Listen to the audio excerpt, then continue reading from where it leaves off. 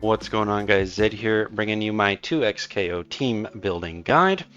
Real quick, if you're new to fighting games, or you're new to 2XKO, or you're coming over from League, or you liked Arcane, whatever, or you're new to the channel, welcome.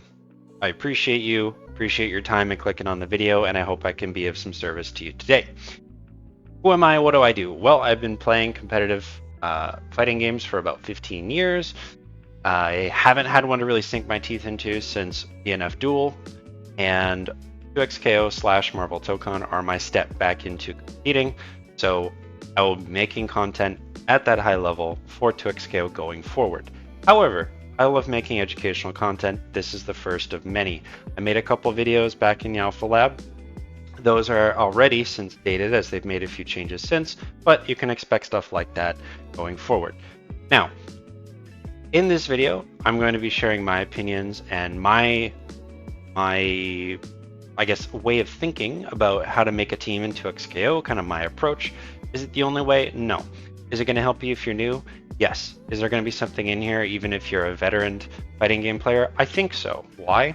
Because I believe that, at least from a competitive standpoint, any information is good information and you choose to use it how you see fit, right? So even though, for example, I'm not a big RE player, I will be more than happy to know about all the RE setups, all the tech and everything. That way I can better deal with REs in game, right? Or other people's way of thinking. Maybe I need to change my fuse. Maybe I need to swap out my secondary, things of this nature. So anyway, welcome to the video and let's get into it.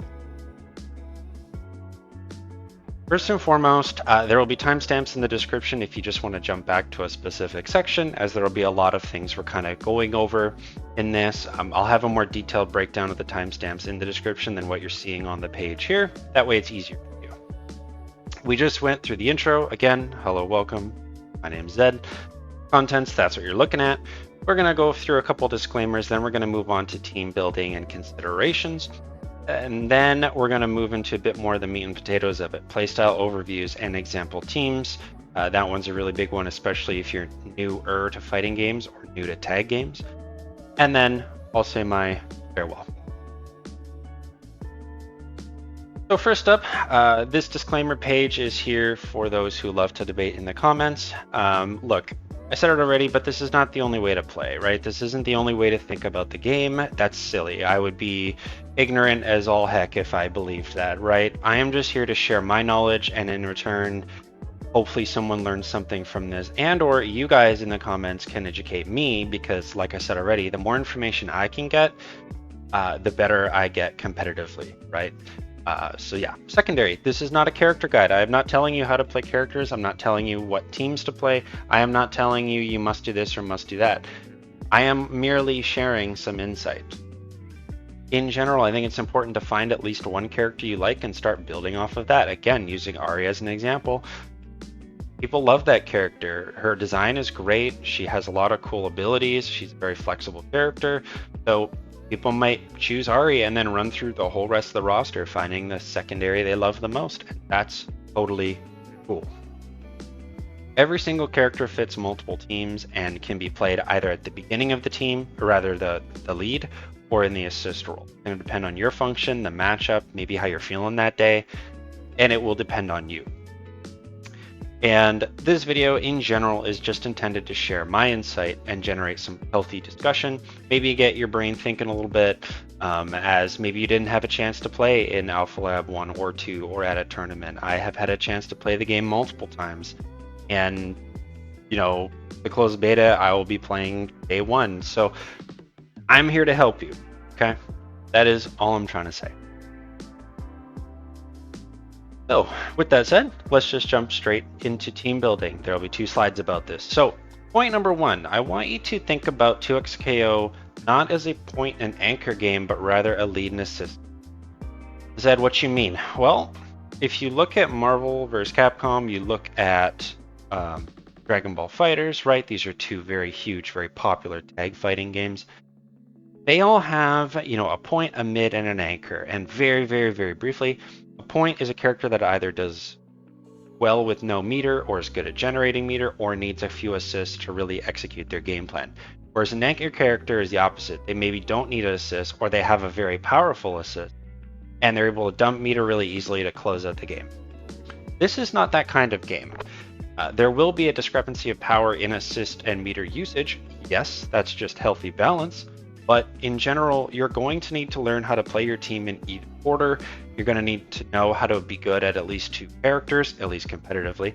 And you're going to need to understand the intricacies of your team in both directions. Because again, this is more like BB Tag, Blaze Blue Cross Tag Battle, where you will be swapping characters quite often.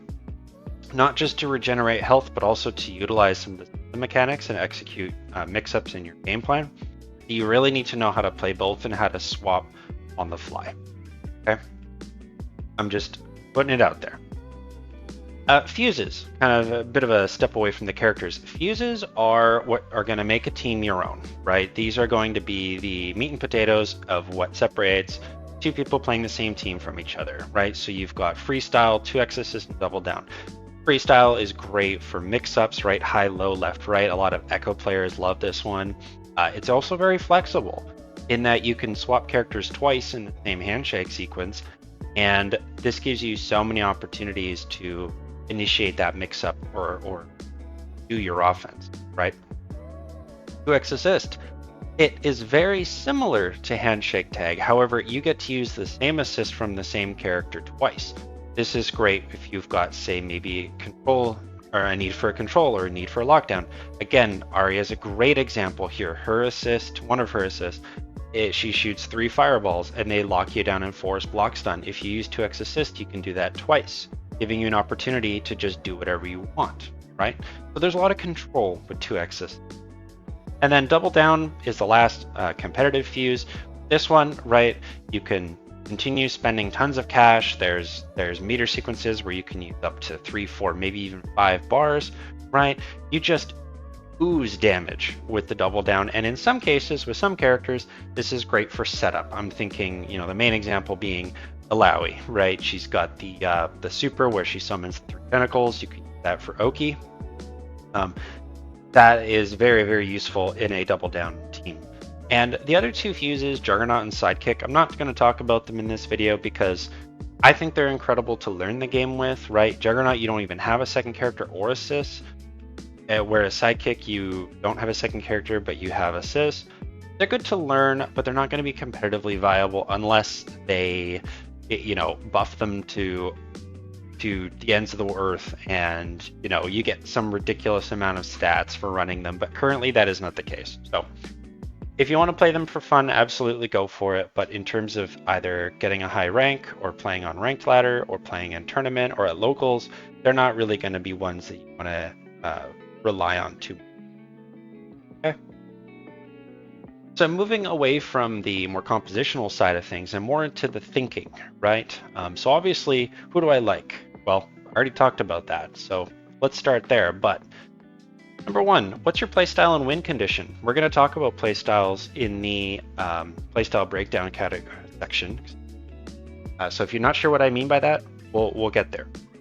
And what is your win condition? Well, your win condition typically revolves somewhat around your playstyle to some degree, right? And you want to find which characters facilitate that. So for example, am I a zoning player who loves to keep my opponents on the other side of the screen, but I have Vi on my team? Well, is Vi really facilitating a zoning playstyle? Not necessarily, but that also doesn't necessarily mean she'd be bad on the team. Why? Well, to the third point, does my game plan change when I tag? This will be the case sometimes. So, for example, sticking with Vi, if you play Vi Jinx, Vi she just wants to get in, right? She wants to close the gap, get in, and punch you to death. Whereas Jinx, she's fine up close, but she either wants time to set up her traps or she wants space to shoot her projectiles.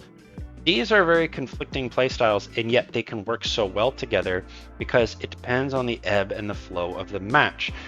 Say you go to shoot a projectile, and then you call a Vi assist, and then you swap to Vi. All of a sudden you have a rocket at your back and you can close the distance with Vi because of your zoning, right? But now your game plan has swapped because you are now playing Vi, not Jinx. That's what I mean when I say, does your game plan change when I tag? The answer is sometimes. How do the characters support each other? This does not just mean assists.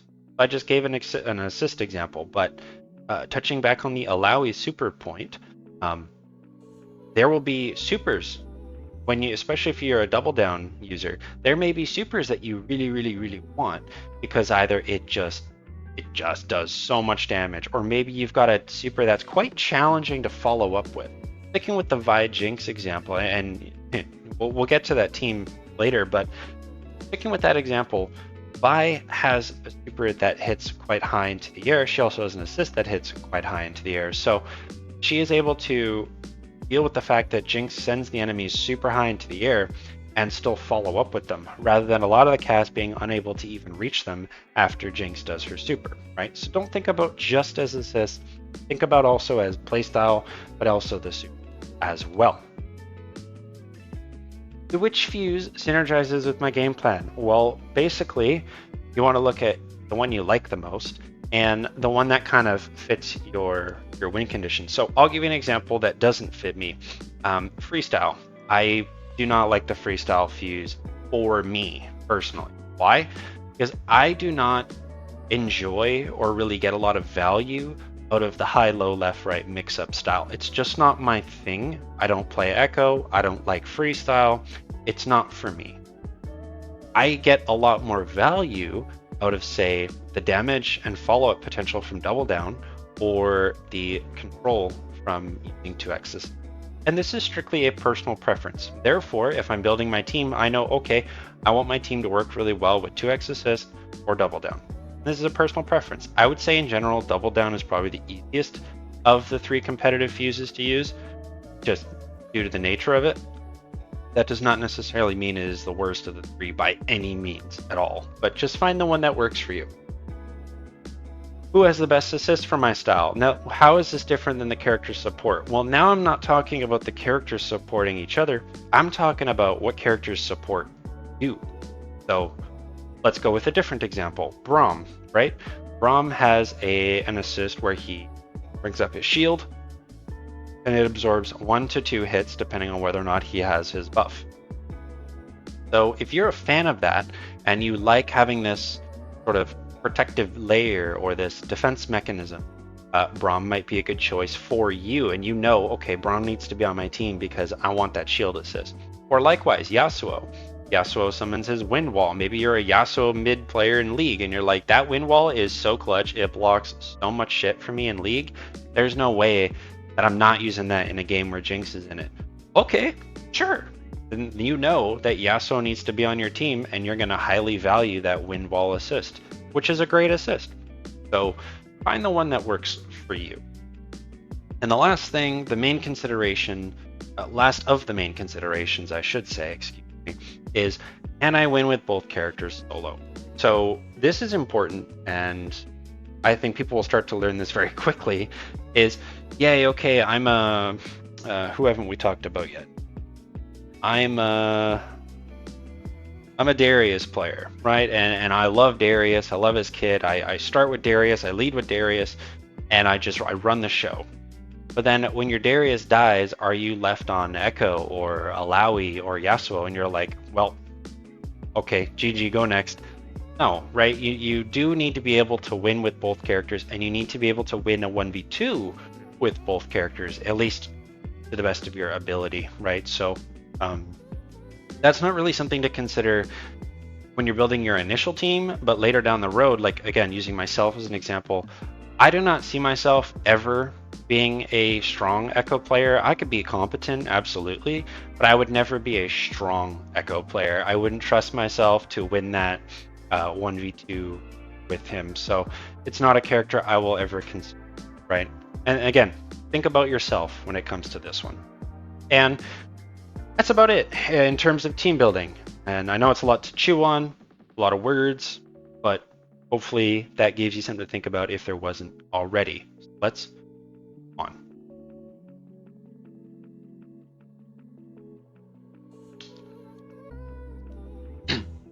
Playstyles. There are so many different characters and so many different archetypes in fighting games, but given that we have a small roster of 8, and I believe the launch roster was 10 that they said, I do not expect this list to get very long very quickly, but it will grow as the roster grows. But for now, and the ones that we're going to be discussing today are going to be Rushdown, Setplay, even though there is some overlap there, mid-range, and zoning, same thing, there is some overlap there. Okay, so give a second to kind of look at that. Rushdown. What the heck is a Rushdown character? What is a Rushdown playstyle? I want you to think about the playstyle as we're going through this, okay? A Rushdown player thrives on attacking the opponent with a relentless offense.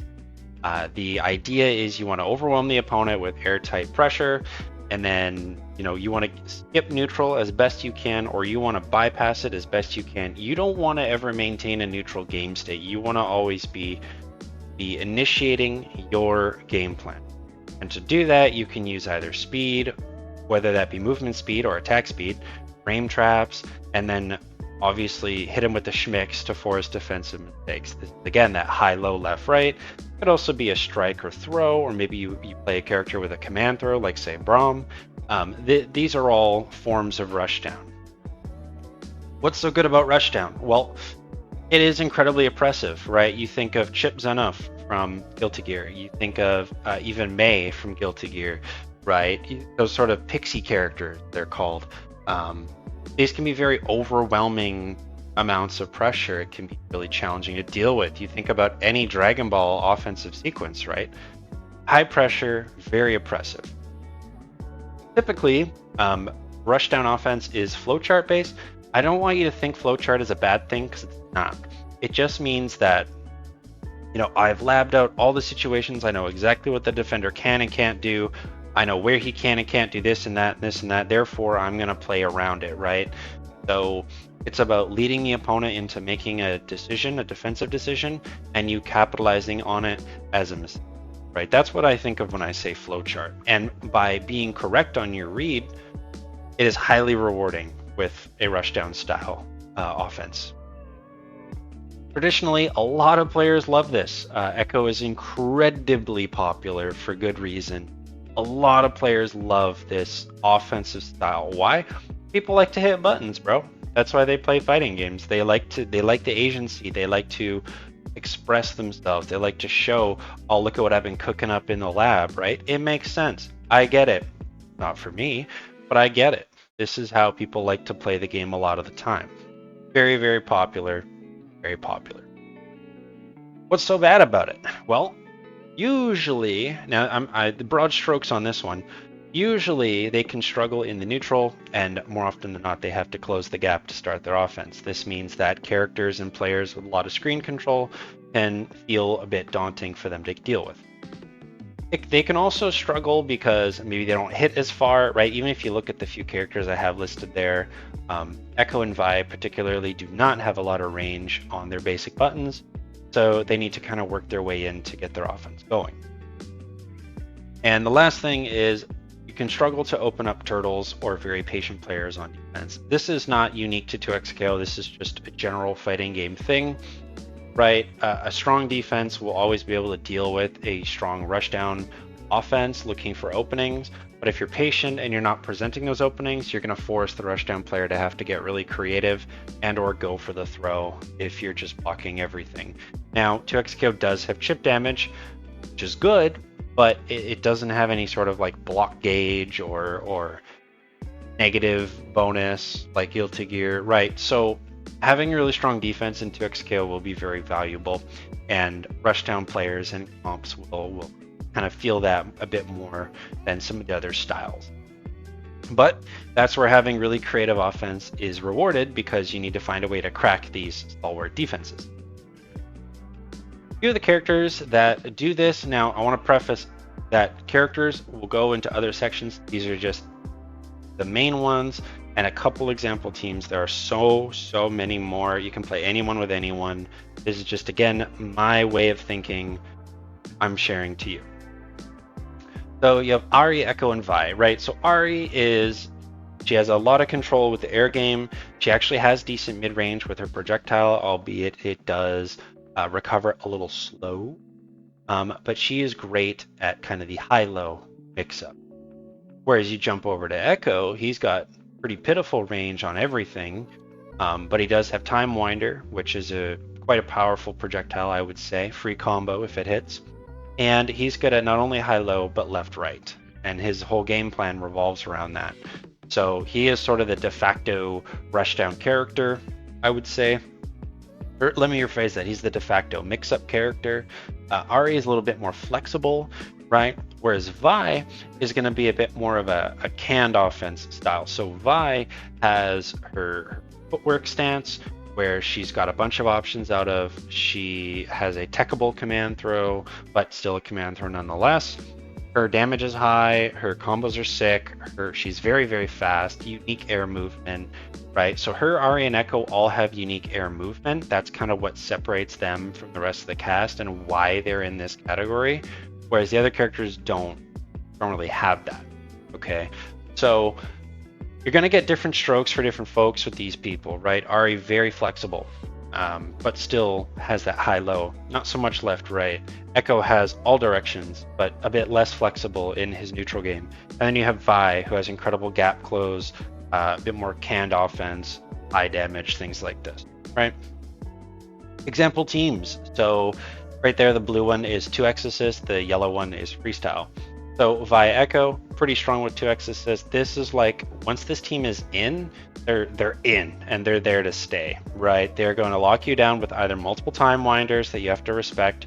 They're going to either have tons of gap close with the double dash 2x assist from say Vi and things of this nature. You also have, say if you try to run the offense on them, you're going to have Vi be able to hit the ground for her assist, and it's like this massive pillar, so you can't really jump on her, and that assist also OTGs, and so you can set up a lot of stuff with that.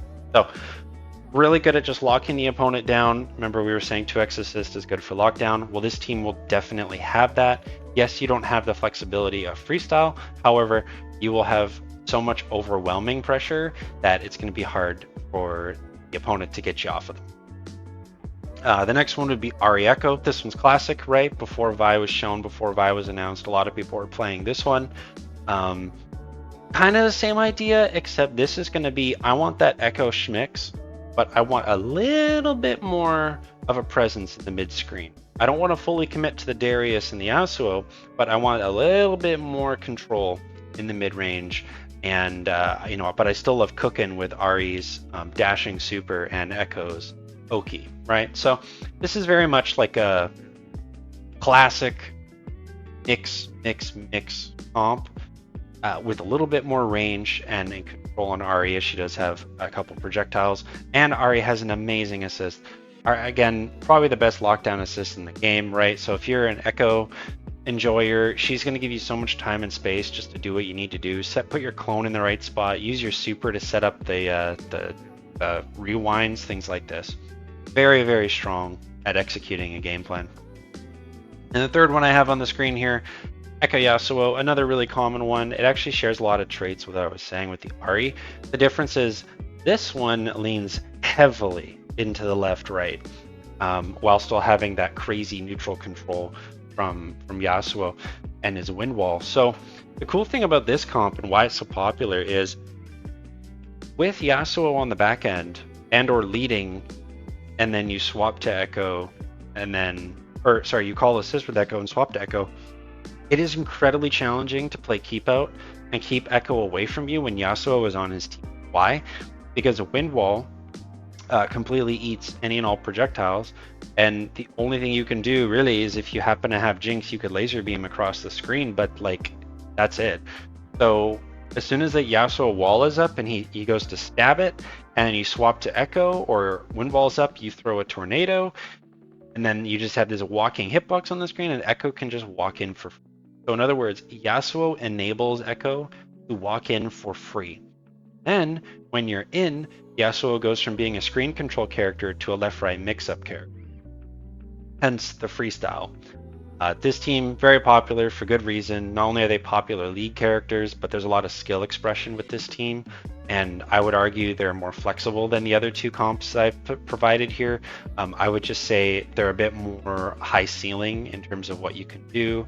It won't feel very easy to play at first. You'll be able to deal with everything, but at the same time, your mix will be a little less, I guess, you know, the opponent will have more ways to get out of your mix because of the fact you don't have the lockdown from 2x's. But either way, that's a few Rushdown teams. I think all are really good, and play with it how you will, but those are some of the more popular ones.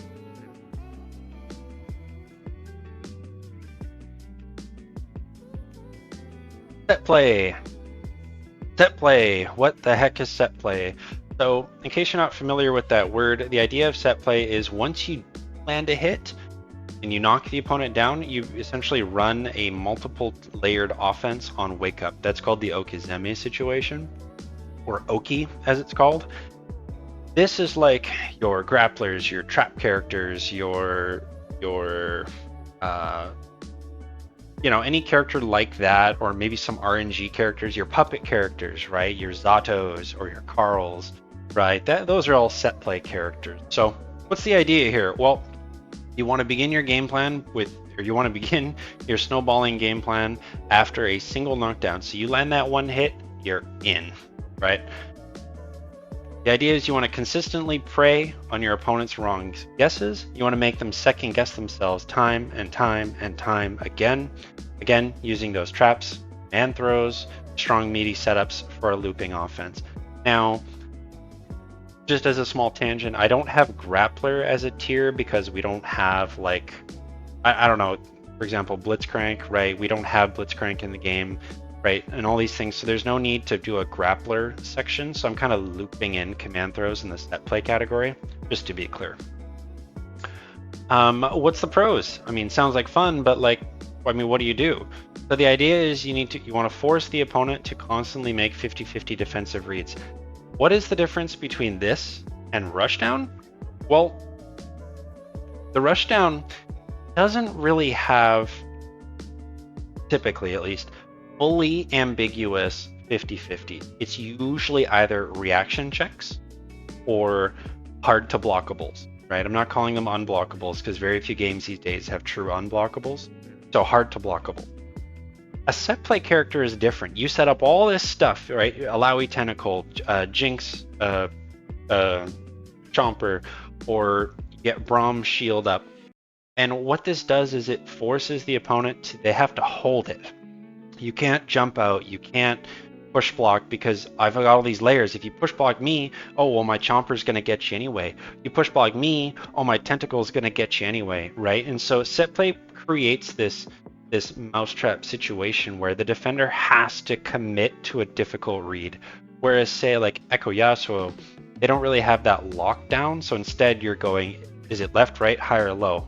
And you might just be able to push block out of it in general, right? So that's like a small conceptual difference between the two.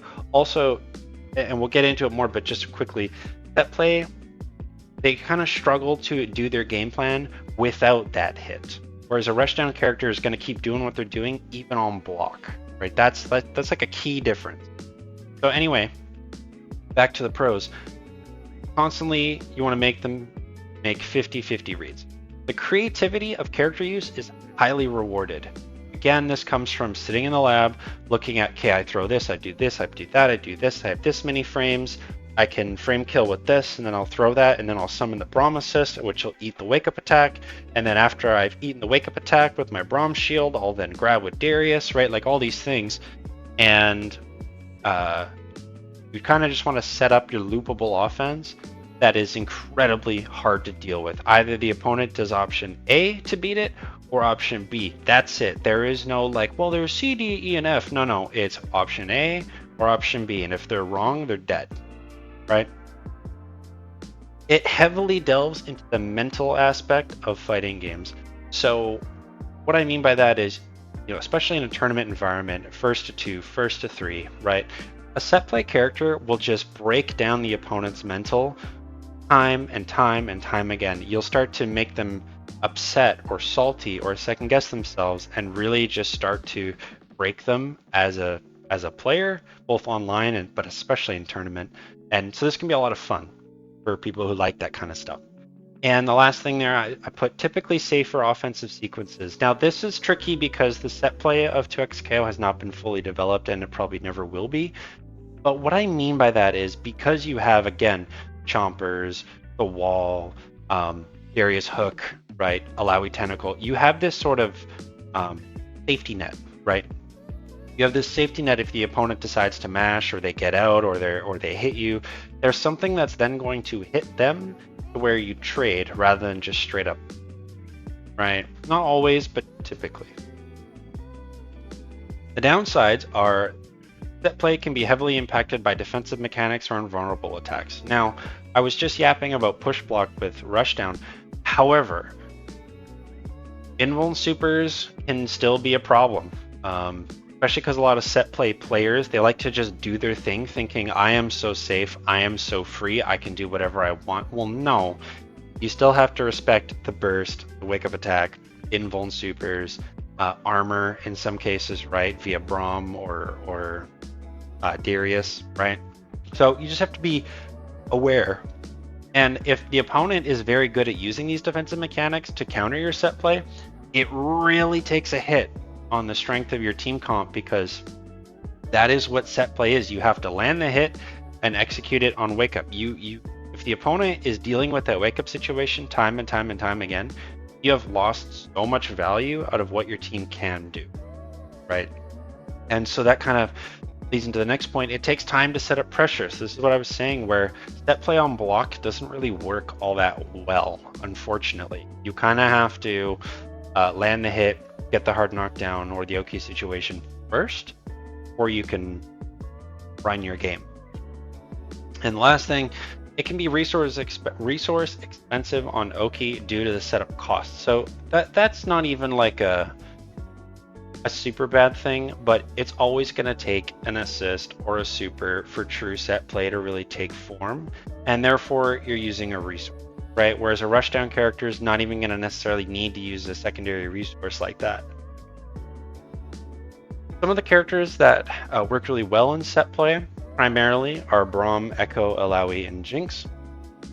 Echo, he's got his left, right, high, low. That's a form of set play, just with how much that is his game plan and how he has the rewind clones and all this. So I'm kind of lumping him in here. Braum is, he has a command throw.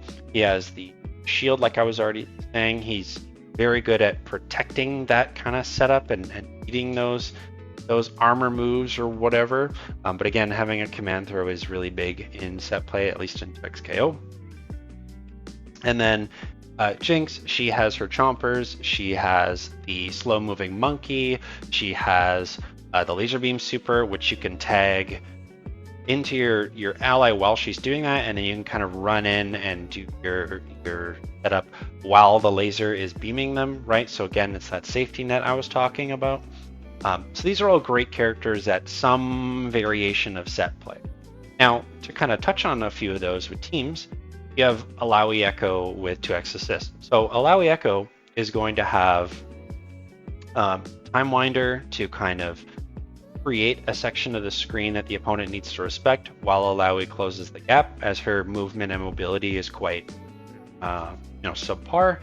And she's a relatively slower character, but having something like a Time Winder to let her get in could be, is quite good. Furthermore, on the flip side, because your ally can use the Alawi tentacles with their grabs, with their hard knockdowns, all this, it works really well in tandem with Echo himself. And so his sort of game plan can work really well off of her tentacles. Her tentacles can allow him to set up his clones and his rewinds in the spots that he wants them, hence the 2x assist. And so in general, there's just a lot of lockdown synergy with this team composition. The next one is a bit more of a grappler focused. Yes, Alawi has a command throw with her tentacle, but this one is like a bit more grappler centric than Alawi, in my opinion, at least. I'll explain why. So Alawi doesn't really have the grappler mindset until a tentacle is set up underneath the opponent in the corner, which is all part of her set play. However, Braum and Darius don't need to be in the corner to do it. That's what makes them a little bit more unique. They kind of break a little bit of the rules that I've already laid out for set play. So with Double Down 2, so Braum has the armor, Darius has the armor, Darius has the hook into command throw, Darius has the hook as an assist, Braum has a command throw.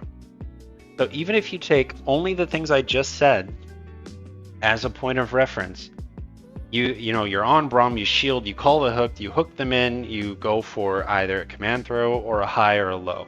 You know, you're on Darius, you call the Braum, you have him shield you, you hook them, you go for command throw, you swap to Braum, right? Like there's just, this is more like the grappler fantasy than using Alawi, in my opinion. Not to say Alawi can't do it, but I think Braum Darius does it better, at least right now. Why Double Down? Because I think that cashing out on all the grabs with this team is quite valuable. I don't think you need 2x assist because it's either do I strike or do I throw. I don't need to repeat the cycle. And freestyle doesn't really make a lot of sense. This team's not really about left, right, high, low. This is more of a strike throw thing. And so the Double Down will just allow you to cash out on all the grabs, right? Darius can combo off his own throw. He can super after his own throw, and Braum is just there to follow up, right? So team big body, very strong, very high damage, all about the grabs and the armor. And then the third example I have here, Echo, again, very flexible character if you haven't been able to notice by now. Echo Jinx 2x assist.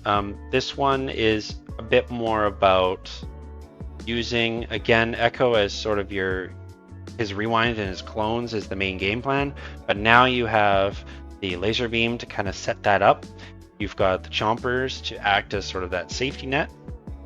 And then you have the flying monkey, which you can swat at them and then follow behind it kind of thing, right? So in general, Echo can really play off of a lot of Jinx's gadgets. And while the zoning isn't really going to be all that necessary, he can play off of her gadgets, he can play off of her laser, and then likewise, when you're on Jinx and you want to slow the game pace down a little bit, Timewinder is just a pretty strong assist for screen control anyway. You could probably run freestyle with this one, but I think that 2x assist might be a little bit better.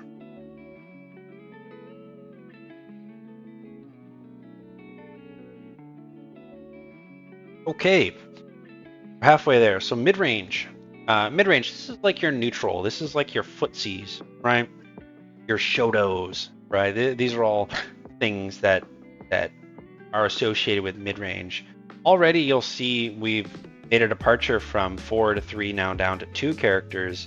And while you can probably make an argument for, say, Alawi or Ari, I don't think they really encapsulate what the mid-range characters are doing so much as Darius and Yasuo do. So, what is a mid-range character? Well, I'll tell you, they dominate the neutral game and space control with precision. What do I mean by that? Well, the idea is you want to force the opponent to play at your ideal distance spacing. You want to do that via whiff punishes and pokes, and using fast or large attacks to catch the opponent off guard is hilarious because you make it seem like everything they're doing is just incorrect. For example, while zoning can do this too, but mid-range, it's a bit beefier because, you know, you have Darius with his massive hitboxes. You have Yasuo, he throws up the wind wall and he stabs through it. It's a 3/4 screen stab. There is no going on the ground when that move is an option. And even just having the wind wall up, Yasuo is controlling the screen. Because now, if he throws his, I think it's his S2, his tornado, or his cyclone rather, it creates a tornado, a walking hitbox. Or if he stabs, it's a 3/4 screen hitbox. And then you have Darius, who has armor, got full control at the close range game with his hook and his command throw, that sort of gameplay loop, massive buttons. They have insane combo potential, insane damage output. This team just shits damage. Ridiculous. I didn't even mean to talk about the team, but we'll talk about it. You know, insane damage potential, insane lockdown. You got that little bit of schmicks with the grabs, and they just have massive normals with good speed, good range. Their Darius's mobility is shockingly good, actually. So that's like how these guys do it, and they both really do it the best. I know I kind of jumped a little bit, but that's why Darius and Yasuo are here by themselves, and it's more about like I want to just dominate the screen, but I don't necessarily like to use projectiles to do it. I want normals, I want to hit hard, I want to make it fast, and I want to make it feel like you can't make the right decision. That's Darius Yasuo. What are the pros of playing this way? Well, it's super flexible. Super flexible. Not only do they, like Darius and Yasuo, I would argue, could probably pair with anybody on the roster and you would not be upset. You know, like if you said to me that your team must contain Darius or Yasuo, I'd be like, sure, I guess. And I would pick Darius personally, but I think they're both insanely flexible. It's ridiculous. And you know, Darius has the unique passive of having extra chip damage, so it doesn't matter if it's a Rushdown character, a zoning character, or Yasuo, or you know, Vi, you are going to do so much damage even on block, and Yasuo, the zoner without being a zoner, it's ridiculous. So flexible. They share traits of all the other archetypes. They have answers to all the situations, truly, they do. They don't have a bad matchup, at least in my early impression. I don't think either of these characters have an outright bad matchup. And they constantly maintain control of the game with strong footsies. Now, before someone is like, Darius and footsies, Omega lol, like, no. Yes, at the high level, Darius and Yasuo maintain game state with strong foot. Call it what you will, but it's true. What's the downsides? You just talked it up, Zedd. You made it seem like this is like the way to play. Well, yes and no. So the issue with having massive buttons is they're easier to punish. And likewise, when Yasuo, if he commits his stab, right, but then the opponent at the same time went for an air jump or an air dash, right, he's going to be punished for that. Second thing, they can fall into the category of jack of all, master of none. This can be problematic, right? This problem with being decent at everything is you're gonna have those moments in the game where it's like, man, I wish I could like contest this zoner, or like, man, I wish I could apply a bit more of a lockdown pressure game than what I'm capable of doing. There's going to be times where you want more defense or more offense and you're unable to do it because your characters are pretty good at everything but not excellent at anything, right? And they can struggle to initiate an offense when making a comeback. So while I believe that Darius and Yasuo are more than capable solo on defense, I think that for either of them to make a solo offense is a little taxing. They don't have any like quick projectiles or quick full screen attacks. It's always slow or sluggish or reactable. And you know, Yasuo has his stance, yes, but he really wants this to kind of make full use of his stance. And same thing, Darius with his hook. Yeah, the hook is great, but it is a little sluggish, right? And really zippy characters and playstyles are going to just avoid the hook, so it will have to take a big risk to use it. So it can be a little tricky to make the comeback by itself with a lot of mid-range characters in general. So already talked about Darius and Yasuo, so let's jump to the teams. Darius, Echo, I was going to say Freewind, that's crazy. Freestyle, again, Echo shows up, surprise to nobody. Darius Echo Free is sort of a little bit Setplay, a little bit Rushdown. The idea here is you want to use the hook to really lock down the opponent, and then, you know, like hook, headbutt, swap, do a move with Echo, swap back, hook again. You know, like there's so many ways to build the offense with Darius Echo. They do a ton of damage. They have an incredible like OTG Oki game. It's ridiculous. And there's just so much control with these characters. And then Echo, like I was saying, is a bit of a negative. Echo will have that offense that you want. He will let you have those, okay, now I crank it to 11 opportunities, right? And Darius will have that stalwart defense to be like, no, no, no, no, no, I control the screen now. I, down, whatever it is, down S2 or down S1, I DP you, right? Not you, me. And so they really balance each other really well. And then the freestyle is just good because it really enables Echo's playstyle, but it also enables Darius's hook. Well, Darius Vi. So Darius Vi, very, very similar. Difference being this one's more about just ground pound, take it to him, right? This is, again, more pseudo grappler-like, grappler light, if you will. But we're playing double down. Why? His team will shit out damage. It is ridiculous. They will just destroy you. They have so much OTG, like every throw, every super, it's all going to convert to disgusting amounts of damage.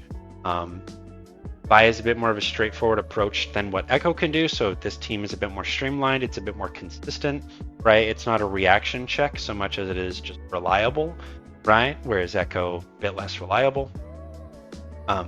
Shits out damage. I can't emphasize that enough. It's a very strong team. You saw this a lot at Evo on that build with Vi. It was ridiculous. Team is really strong.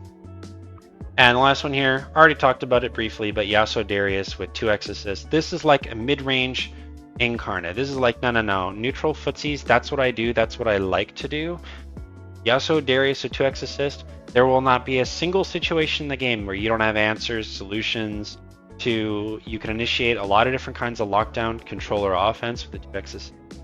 This is like flexibility incarnate. Yasuo Darius 2x or Darius Yasuo, doesn't matter who you lead. This is like team Jack, right? As in Jack of all, team Jack. Very, very strong.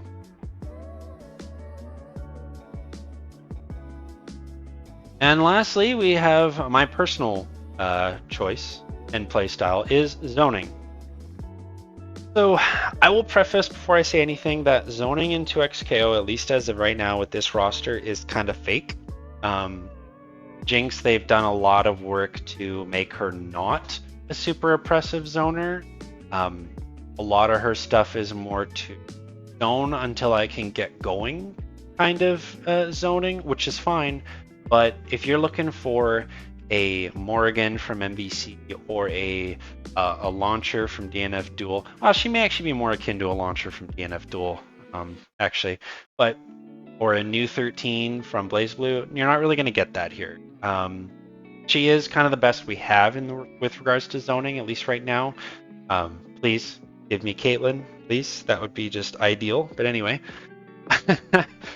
that's kind of all we have. So just preface now, if zoning and defense and keep away is your thing, it is still viable. I'll be doing it. So if you want to see how I do it, like, subscribe. But it's not super prevalent in 2x KO. And with the fact that Yasuo exists, this is like a pseudo zoner. His wind wall just says screw you to every projectile in the game. Alawi can delete projectiles. Braum can block projectiles. Ahri and Echo can just dash over projectiles in the air. There's so many ways around projectiles in this game. It's silly. So you really have to make your zoning purposeful and count. But that's 2x KO specifically. What is zoning? What do they do? Well, the idea is you want to keep the opponents away with long-range attacks and projectiles. Pretty self-explanatory in that respect. So the idea is you want to frustrate your opponent during their approach and punish the advances they make. You want to win with patience and the war of attrition. So this is like, you want to try to run the clock down. You want to try to whittle them away. You want to make them make mistakes, right? Things like this. And using long-range attacks and projectiles, chip away at the opponent and keep them away. I know that is sort of reiterating the first point, but truthfully, that is the game plan of a zoner at the end of the day. Now, where Jinx is different and where they've done a really interesting thing with her is her traps, chompers, and zap. But we'll get into Jinx stuff in a totally separate video as I'll make a guide on her, but she is the kind of zoner that ideally sets up your offense through zoning. and we'll get to that. But what's the pros of playing this way?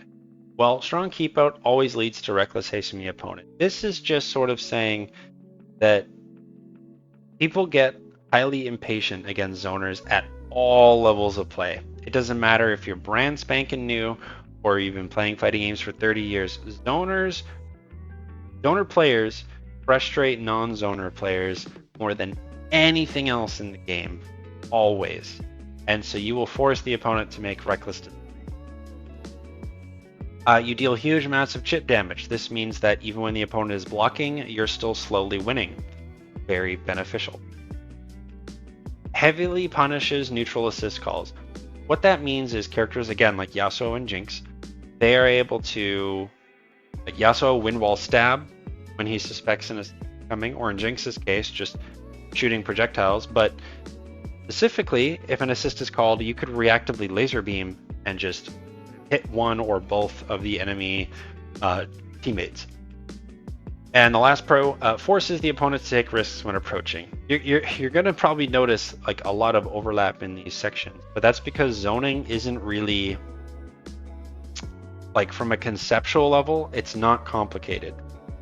Where zoning is challenging, now we're into the cons, where zoning is hard is resetting that zoning game once the opponent has started their offense. It is incredibly challenging to gain that space and gain that respect back, especially in a game with corners, right? So what I mean by that is, in a 3D game or in Smash Bros or in Guilty Gear Strive, right? There's more opportunity to start zoning again than there will be in 2xKO, right? And so that is something that you're going to have to contend with. Next, typically weaker defensive options. This isn't necessarily true in 2xKO, but I want you to think about it as usually the buttons are a little slower, or maybe their supers aren't as good in terms of like invulnerable. Maybe they just have poor coverage, right? So say, for example, if you have a super that goes in a 360 circle around you defensively, that's really good defensive coverage, right? Versus, say, Jinx's laser beam super, which just points straight or up, or her rocket super, which doesn't even work right above you, right? Like, so there's a lot of dead zones or defensive in a game like 2xKO, right? And then they really struggle to make comebacks when forced to approach. So say if you're on the last character, Jinx or Yasuo, and you need to make the comeback, really challenging. Really, really challenging to do that. Is it possible? Yes, but you have to be dedicated to the craft and understand the character to really make that happen. They will thrive more when their assists are still alive, but like I said at the beginning of the video, you need to know how to win with both characters. So, Jinx Yasuo, like the last section, I believe there's only two here, and funnily enough, Yasuo is shared between the two. Jinx is the de facto zoner. They say so as much themselves. If you look on 2xKO website, it is obvious when you look at all the moves, all the assists in the game. Yasuo was sort of the zoner before we had zoners. Again, you could argue a Lowy, but her whiff recovery is painful. I do not consider her a zoner. She just has a couple big buttons. So teams, I will go in reverse order. So Jinx Yasuo, talked about it a little bit already, but Jinx Yasuo Double Down, really, really strong conversions. So because of their incredible range and projectile game, they're both able to convert very easily off each other. They can, they both bring the opponents quite high, and so it's not too challenging to use Double Down. There's not really a need for 2x assist because you don't need two of Yasuo's assists ever. You don't need two Jinx rockets with a character like Yasuo. Things like this. And freestyle doesn't really make sense. So you're kind of left with just Double Down, just to make every hit count, right? And I think that's what's really strong about this team zoner, you could call it, because you can't counter zone because you'll have Yasuo wind wall, right? No matter if he's on point or assist. So you can't counter zone him, you can't projectile him, you can't really approach them. Like, this is team zoner, right? And with double down, you're going to make it hurt. This is one of the teams that I've tried to make work, but Yasuo just doesn't really fit my style as much. But I think the concept is good. I think that people could make it work. Not really my first choice, though. I'll be honest with you. I don't think a lot of characters go very well with Jinx. But I think Yasuo could work if you want to play a super turtly defensive zoning game. Next up would be Team Arcane, right? Team Sisters, Vi Jinx, Jinx Vi, whatever, with double down again. So this one is a lot better. I would argue this is probably the strongest Jinx team, at least right now, assuming they make no changes to Vi or Jinx from the Evo build to beta. Why? Well, Vi's biggest issue is getting in. Jinx allows her to get in. Again, you laser beam, you gap close. You shoot a rocket, you gap close. You throw the monkey, you throw the chopper, you gap close. Vi, her assists cover a lot of the dead zones around Jinx awesomely. So again, one of Vi's assists is that ground pound pillar, and Jinx has a bit of a dead zone right above her head. She does have the anti-air minigun, but it goes kind of, you know, at the 8 o'clock to the noon, right? So there's a bit of a dead zone there. Vi says, no, screw that. You just don't get to approach the air whatsoever. So really, really, really good in that respect. Her other assist, the gap closing punch, just helps you get your offense going. Again, you use that behind a Jinx assist, and I think that could be really, really strong. Why double down? Because you really want to make your Jinx stuff count.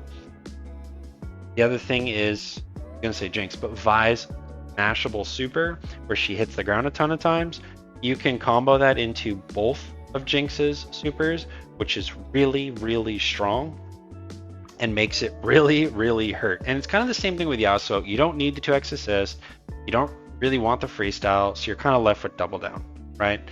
And that team, by the way, Vi Jinx, that's my backup team if the team I am currently cooking just doesn't work. Like, if I'm playing and I feel like, you know what, I am losing because of my team, I will be playing Vi Jinx with double down, just to be clear. I think it's very strong. And last thing, and the team that I will be playing on closed beta release is Jinx Alawi, or Alawi Jinx with 2x's. Now, I'm not trying to like glaze myself or anything. I think this team will be hard to play. I really do. Why? Because it's a set play team. I am basically going to be using my zoning to set up and establish to work my way in through zoning so I can run my set play. The idea being here, I have terrible mobility. I don't have a lot of speed, but what I do have is a lot of range, a lot of screen control.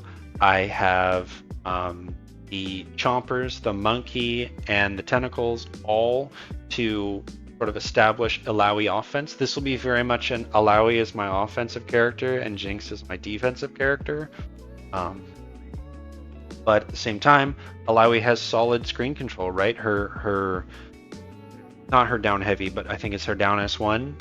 I always get the notation mixed up, but her anti-air tentacle attack, huge, right? It controls such a screen. And then you have her standing S1, which just, again, controls so much of the screen that it's ridiculous.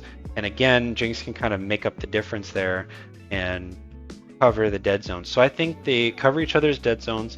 They are both set play characters, so once you land that combo and you get that hard knockdown, oh my goodness, you're gonna just run a train on them with the chompers, the monkeys, the tentacles, the laser beams, the command throws, right? Like, there's so, and the 2x assist, I forgot to mention. The reason why 2x assist is just, again, leaning into that I need time to set up, so you can double Alawi tentacle, right, which hits the whole ground basically, while I'm throwing chompers, while I'm setting up monkey, while I'm hitting monkey to be where I want it to go, right? Remember, you can hit the monkey with normals and kind of do fancy stuff with it.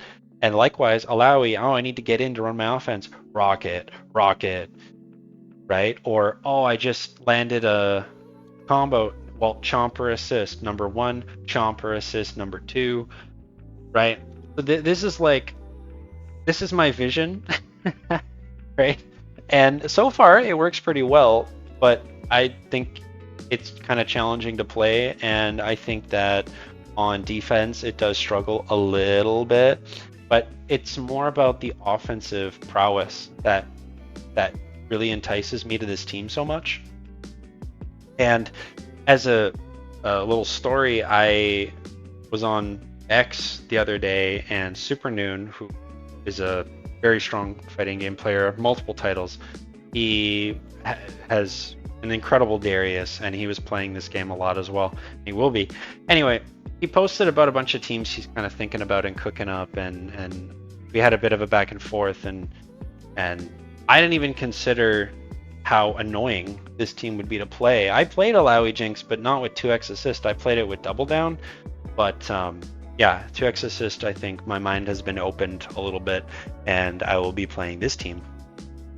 But like I said, if this team doesn't work, it will be Vi Jinx Double Down for sure, because that team does work, it does synergize, and Vi basically shores up all the weaknesses of Jinx while having a competent offensive game plan, whereas I wouldn't say that Alawi shores up all the weaknesses of Jinx like Vi does.